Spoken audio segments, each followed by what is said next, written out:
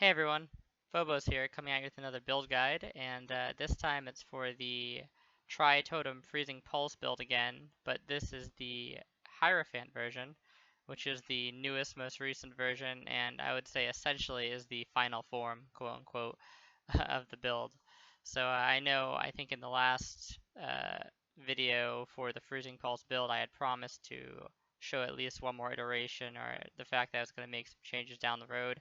And this is pretty much the culmination of those changes. And yeah, so I'll get right into it and I'll start explaining some of the differences and stuff. But first of all, we'll go over the basics.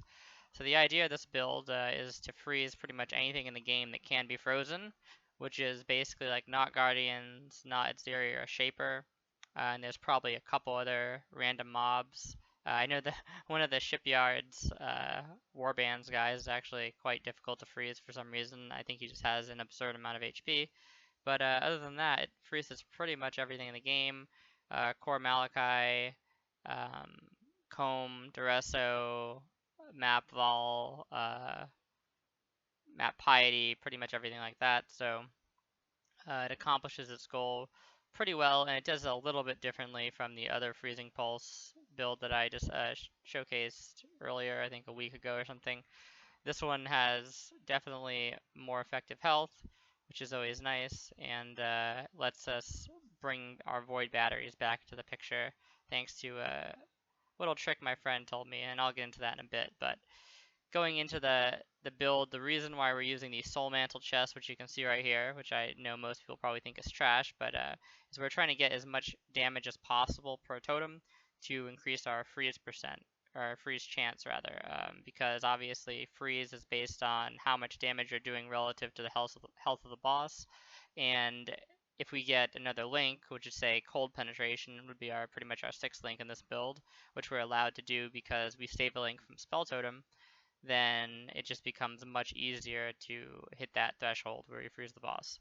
So our links are crit multi, crit strikes, cold penetration, controlled destruction, freezing pulse, and faster casting. Now actually, if we were going to run either a 5 link or run this build in a 6 link on a normal chest, I would probably replace crit multi as opposed to cold penetration. I'd have to do a little bit of math or go into the sim, but I'm pretty sure that would be the one you would replace. And you can still freeze most things, I would say, on a 5 link Soul Mantle or a 6 link Regalia or something like that. But this kind of lets us freeze things in situations where even you wouldn't think we'd be able to. So if the boss has like extra life in the map or something, or it has the unique life mod, or there's equilibrium in the map or something like that. So having this is kind of like almost overkill a bit, but it's good in some situations because it lets you run more map mods. And speaking of map mods, I'd say the the only map mod you really want to be super careful about, aside from Elemental Reflect, since it's a super pain in the ass, and your totems just die nonstop, is the one that has the 90% chance reduction of status ailments to mobs or something like that. Um, in lower level maps, it's absolutely fine because you're going to be obliterating things anyway. And I think it's only like 60% in yellow maps, so you can still get a decent freeze. And then when you have totems on the boss, it's like one of them is probably going to not be affected by that eventually and then freeze the boss pretty well. But the problem is like mostly in difficult red maps. In easy red maps, it's not a big deal again because you're pretty much obliterating everything that's on the screen. But if you have a red map that's like a tier 15 and you have a ton of annoying stuff on it like equilibrium and monster life and stuff like that, then it's definitely a little bit sketchy, especially if you have sketchy minions in the map to run with the status ailment, essentially immunity, because this build, one of the factors in its defense, or that's factored in making the defense for hardcore, is being able to freeze a majority of the mobs on the screen. So when you can't do that, the build loses a lot of its survivability. Okay, so we already went over the chest and the links and how to mitigate the effect on the chest real quick. Is I basically just run 2 warding flasks with duration. I'm sure there's multiple configurations that you could run. You could even argue that some are more optimal than what I have here, I'm sure, but Right now I just have it on the Quicksilver. I found the Quicksilver is really nice because the recharge rate on the Quicksilver is amazing, and you get multiple uses out of the Quicksilver. So I think this is like a 7-second Quicksilver or something because I have Flask duration on the belt as well. So it just becomes like really easy to have curse immunity the entire map, and then like your basalt you're pretty much using throughout the map as necessary, and then a lot of the times you'll either have an extra charge in the warding flask or an extra charge in the basalt, and that's kind of like your panic button, where if you run out of charges, then you just use the basalt or the quicksilver, and either one, whichever one has charges, and that'll pretty much just get the curses off you or something like that. You really don't even need to have curses on you at any point, I would say, with this setup, because you have more than enough duration on your flask to permanently uh, not have to worry about that. So just going over some other uniques, Winds of Change is another big one, and the reason why we run Winds of Change is because we want the projectile speed from it, because Freeze Pulse, even with the projectile speed on the gem from the quality, doesn't have an insane amount of projectile speed, so Winds of Change really helps kind of bring us over that barrier that you run into and extend the range of the totems. And not only does it extend the range, but because of how the freezing pulse works, it does more damage closer to the start of the pulse. So when you extend the entire range of the pulse, you're doing more damage for a larger portion of the initial pulse, essentially. Um, so that's always helpful. And then we also get some projectile damage on it as well, and some life. The only shitty part is the 10% reduced movement speed, which is kind of a problem. So generally you want to run high movement speed boots to kind of counteract that, especially since we're not running any movement mods on our Quicksilver. Now for the helmet, we have the Freeze Pulse projectile speed enchant. Now the projectile speed enchant is probably inferior to the damage enchant if you're just going for raw freezing, and if you're running this on like a 5-link or something and you're trying to essentially cut corners in that way and trying to find ways to still freeze the boss, then the freezing pulse damage enchant would definitely be preferable to the projectile speed one. But in this case, we already have a lot of damage, and I had a hard time getting a hold of a damage hubris actually, because this character was initially made on Breach Hardcore before I had to rip it to standard so I could get a soul mantle. And yeah, that's basically the story of everything basically being sold out on Breach Hardcore, and I couldn't get a decent hubris with freezing pulse damage, or I couldn't find somebody that was online that had one. So yeah, I pretty much just went with the freezing pulse projectile speed, and it's honestly been nice for the reasons that I mentioned with the Winds of Change. Having more projectile speed certainly isn't bad, so I wouldn't really recommend against this either. For the rings and stuff, mostly just looking for mana regen and mana. Now in the Hierophant version of this build, it's not nearly as important because your totems essentially are free when you have full energy shield. As you can see, there's no mana cost. And then when you take damage, I believe they're around 80 or 90 mana when your energy shield gets eaten into. So that's not really a problem at all. But having more mana is nice because of one of the Hierophant Ascendancy nodes, which essentially gives you more ES based on the mana you have.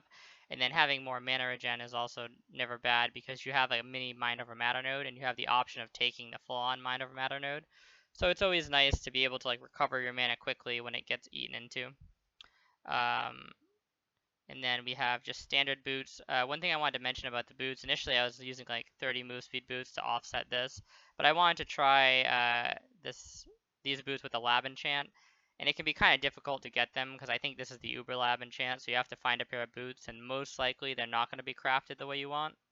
So what I ended up doing is crafting these a little. Typically I would recommend using the movement speed essence on these, but I kind of like ran out of movement speed essences to buy, and I still wanted to keep rolling them, so I threw a couple alks in, and I got this kind of decent rolls, and I just crafted the move speed on them. If this was in the actual league, I probably wouldn't settle for these boots, but being I was just kind of testing stuff out, and I just wanted to see like what crit value I could get and how it would affect my DPS, I just like went for it. Because ideally you'd want a little bit more movement speed than this, but the 120% increased crit is huge because with the way Hierophant works, you're never actually going to crit, even because you're not going to be using Orb of Storms or anything like that. And there's another charge generation mechanic that I'm using. So you're never going to crit, so you're always going to have the 120% increased critical chance, which is huge, and it pretty much brings me a crit cap. I think it brings me from like 84% to 94% or something, when I think the crit cap is 95%. So these are really good if you can get a hold of a pair of these.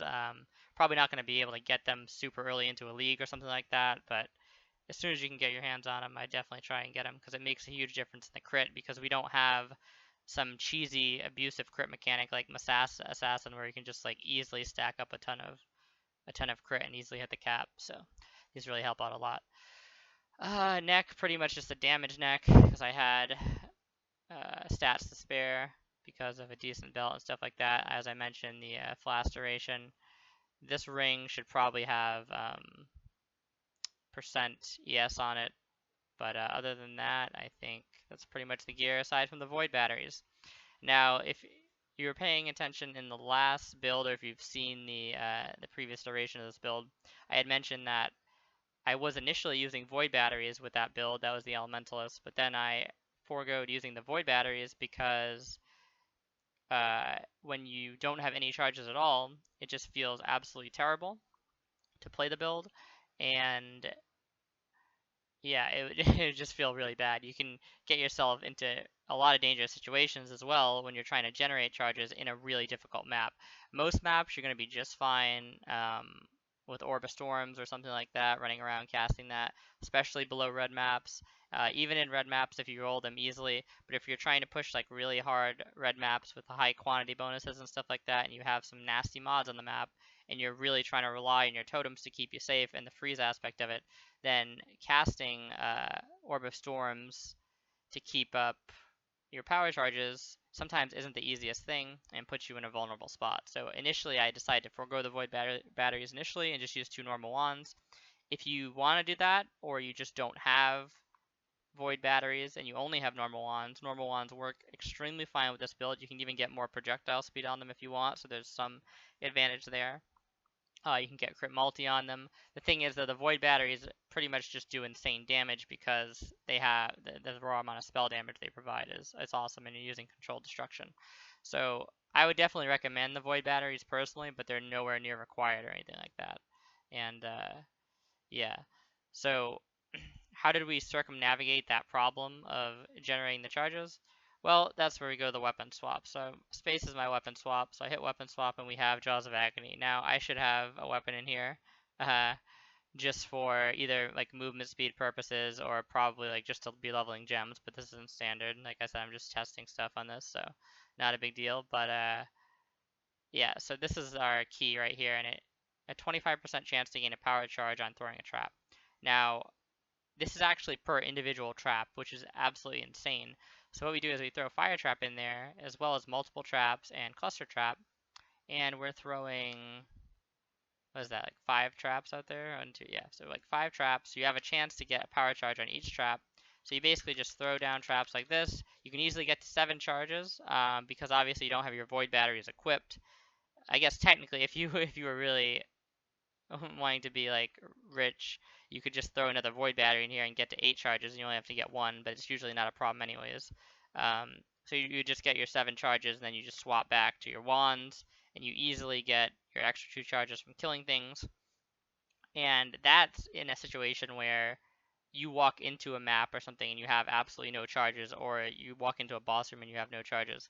In most cases, you're going to be able to just keep your charges. So you'll go into a map, you'll swap to your shield, you'll start throwing traps on the ground. And the reason why we have fire trap is because you can just keep spamming more traps and not have to wait for the bear trap cooldown to come back, even though it comes back pretty fast. But you just get charges, and then you go into the map and you start killing things with your void batteries. You get 9 charges. Now, if for whatever reason you have to traverse a large area of the map and you can't, there's no mobs to build charges off of, because this build gets charges when you kill a mob, you just swap back and you start spamming traps. And as you can see, like I only had a couple seconds there, and you can generally easily get a charge to proc, because of the fact that you have a chance on each individual trap. which is huge, a 25% chance. So this shield is godly. In next patch, I believe there's going to be another unique that comes out, where I think it's already out, but I think they made some type of change to it that's going to make it better in the patch. I think the change helps with this. It's like when you use a war cry, you generate 2 power charges. Now that's like the same concept as this, and it's probably better than this shield technically, because once you get the charges generated, even though it's going to be slower initially, um, you're always going to guaranteed get them when you use the war cry. So when you weapon swap to the shield and pop the war cry or whatever you would pop, you could do it at like 1 second remaining, and you're always going to refresh that stack. So that'll be something to keep in mind in the next league, but this works just fine for now, and it'll work in the next league as well. So that's pretty much how we keep our charges up all the time. You can do this in a boss fight. You can just quick swap out and throw down a trap. Your things get reset.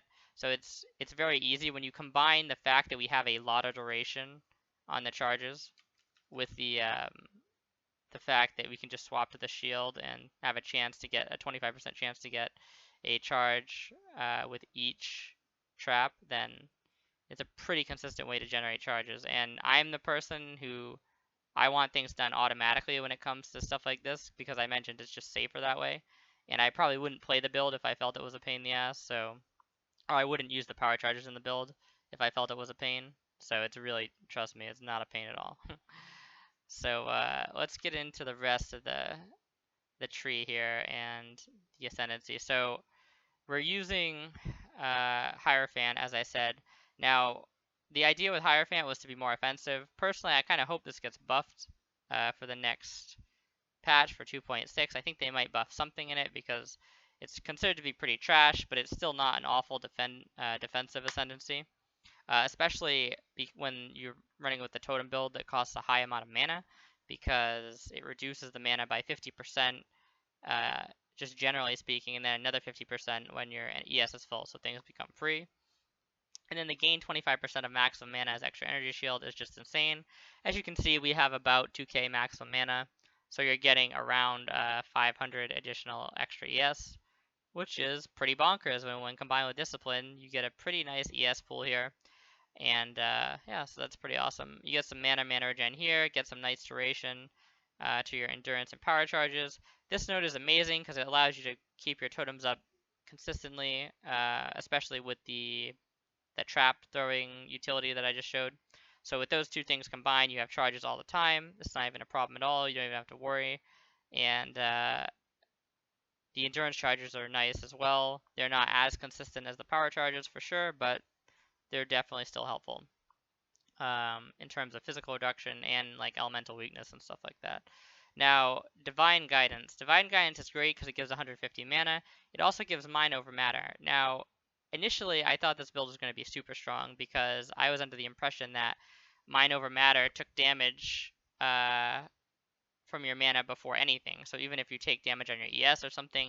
So the idea was that this was just one entire effective health pool, and that anytime I took damage, it was coming out of the mana.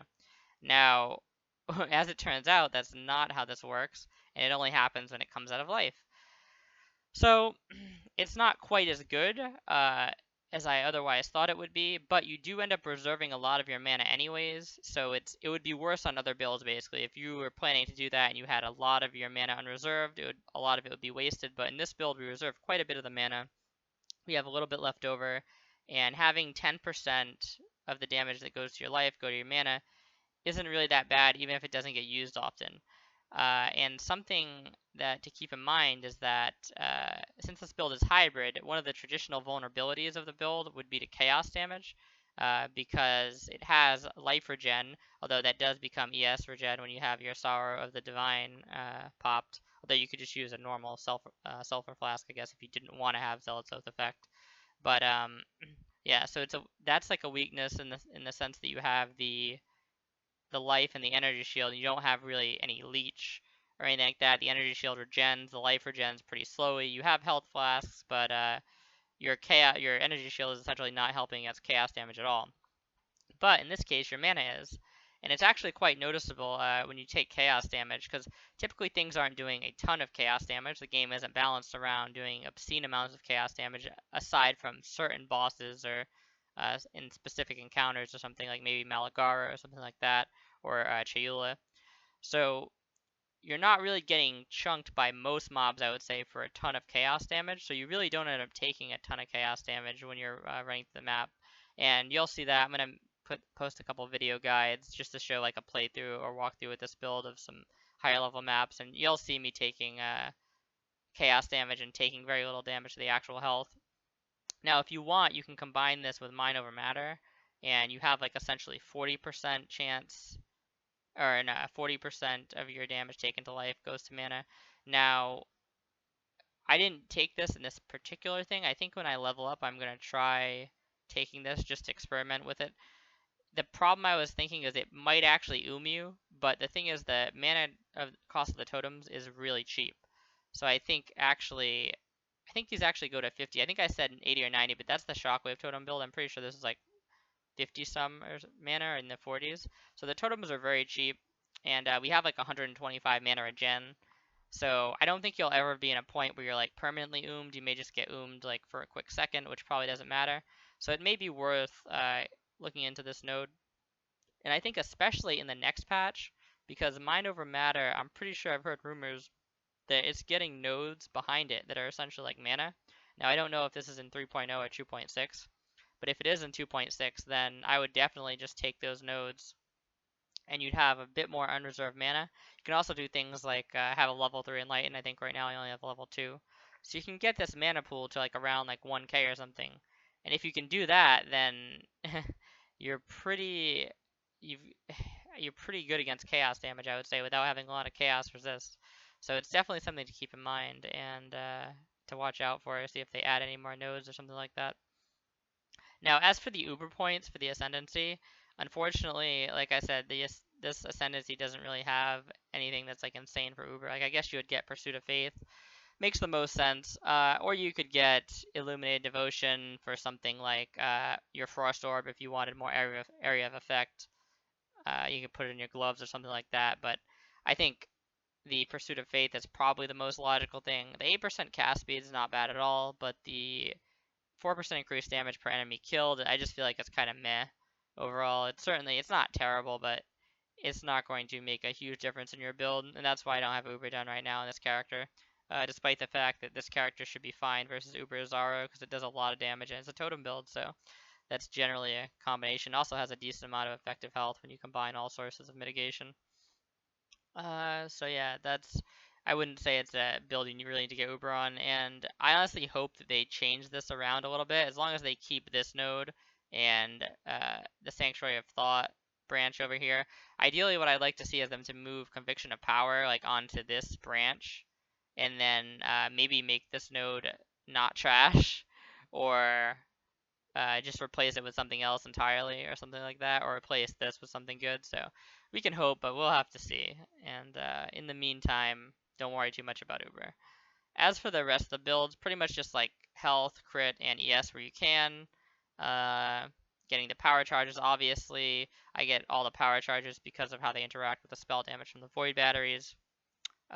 This node is interesting because it gives us increased duration of elemental status ailments on enemies, which is something I want to mention with the jewels.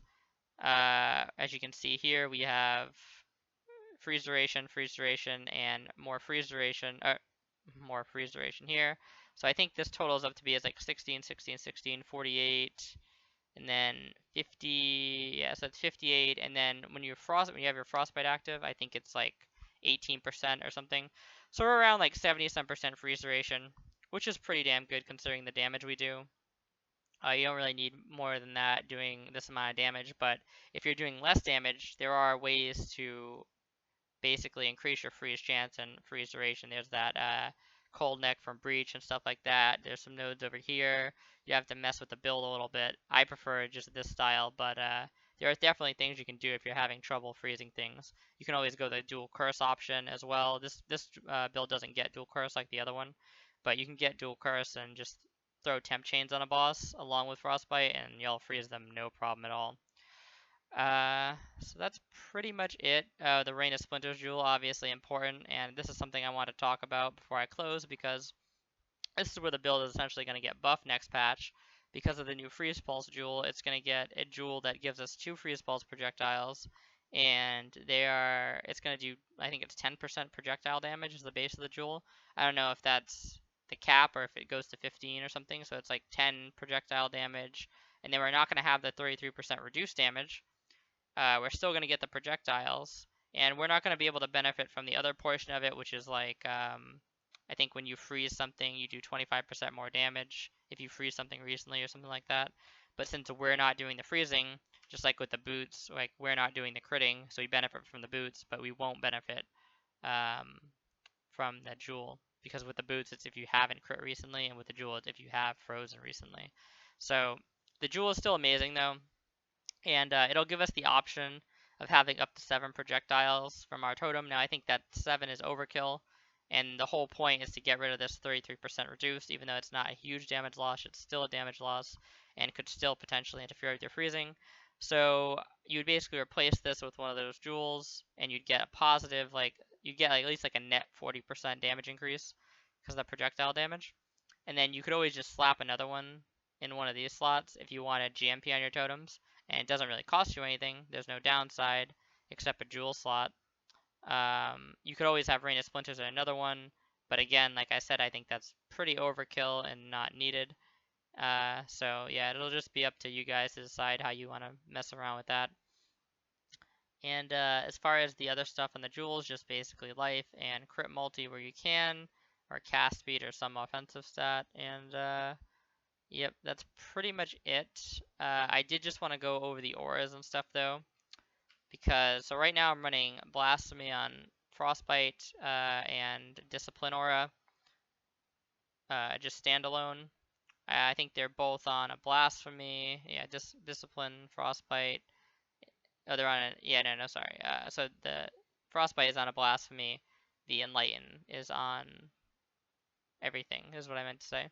If you wanted, you could replace the Frostbite with a temp change or something like that. That would also be viable. That's going to help with your freeze as well. You're just not going to do as much damage.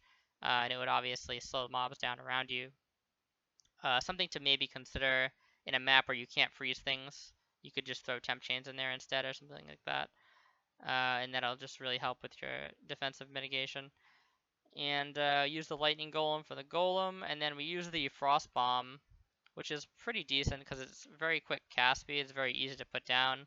And I mostly just use that for bosses, or you could use it for some hard raves or something like that. When you're really trying to go for that freeze. Just throw it down, and with the total resistances like -20 here, -36 from the gem, and then it is -44, I believe, from the frostbite. So we're pretty negative, as you can see in terms of total resist, and that really helps when freezing the boss. And DPS for the build, when you have all your charges and your golems out and everything like that, you're around at 140 some K. I think it's 141 or something like that. I made some adjustments with removing some points. This build isn't really that leveled. It's only level 90. You still have another, I'd say, 3 or 4 easy levels to go, maybe 5 levels. And then you can pick up some more damage and stuff. Like I took points out of these nodes to get jewels and stuff like that. So you can either pick up the dual curse or just get more damage generally. But yeah, it's around 140 some K, and it's still, you're basically getting all damage from here on out. So yep, that's pretty much the builds. Sorry for the super long video, but it's kind of a lot of detail because I wanted to go over the build itself, go over the changes and why I think it's better from the other build. Basically, that it's more tanky and does arguably more damage. You are missing some of the penetration of the other build that the Elementalist has, but I think overall this build is just better because it's a lot tankier and it does more damage. You could always also throw a shield in here too, by the way, if you're trying to get super tanky, but then you kind of take away from the Void Battery synergy we got going on. So it's always another thought though if you wanted. And yeah, so I wanted to do those two things, and then I also wanted to explain how the new patch would affect the build. So yeah, there's kind of a lot to go over in this video, but thank you very much for watching and staying with me. And if you have any questions or comments, just leave them in the comments down below, and I'll get back to you as soon as I can. And see you guys next time.